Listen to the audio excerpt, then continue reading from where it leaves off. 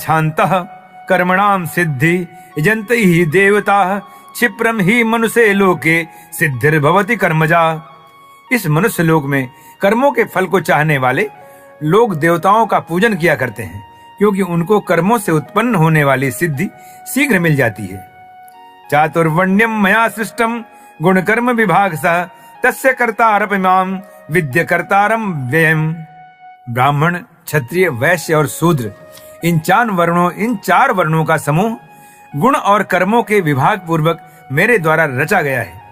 इस प्रकार उस सृष्टि रचनादि कर्म का कर्ता होने पर भी मुझ अविनाशी परमेश्वर को तू वास्तव में अकर्ता ही जान।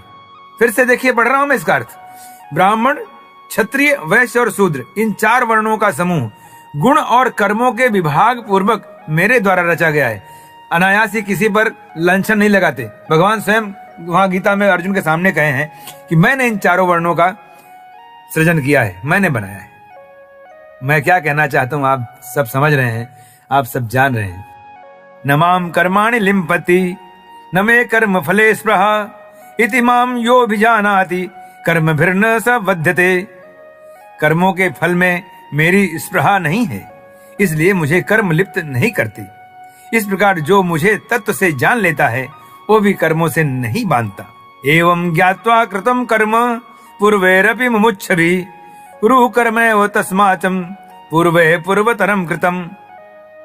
पूर्व काल में मुमुक्षुओं ने इस प्रकार जानकर ही कर्म किए हैं, इसलिए तू भी पूर्वजों द्वारा, तू कौन? अर्जुन, तू भी पूर्वजों द्वारा सदा से किए जाने वाले कर्मों को ही कर। अर्जुन के पूर्वज क्या करते थे? क्षेत्र की सीमा, अपने राज्य की सीमा बढ़ाने के लिए युद्ध कर, मार काट कर। तो इस तरह से भगवान कृष्ण चाहते हैं कि अर्जुन युद्ध करें। उसके पीछे भी बहुत कारण थे, अभी आगे धीमे धीमे मालूम पड़ेगा कि युद्ध क्यों करवाना चाहते हैं। किम कर्मेति कवयो पत्र मोहिता तत्ते कर्म प्रवक्ष्यामि यज्ञात्वा मोक्ष में सुभात। कर्म क्या है और अकर्म क्या है, इस प्रकार इसका निर्णय करने में बुद्धिमान पुरुष भी मोहित हो जाते हैं। इसलिए वह कर्म तत्व मैं तुझे भली भांति समझाकर कहूंगा, जिसे जानकर तू अशुभ से अर्थात कर्म बंधन से मुक्त हो जाएगा। इसलिए वह कर्म तत्व मैं तुझे भली भांति समझाकर कहूंगा, जिसे जानकर तू अशुभ से अर्थात कर्म बंधन से मुक्त हो जाएगा।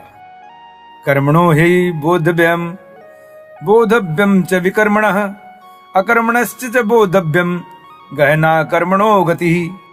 अर्थात कर्म का स्वरूप भी जानना चाहिए और अकर्म का स्वरूप भी जानना चाहिए तथा विकर्म का स्वरूप भी जानना चाहिए।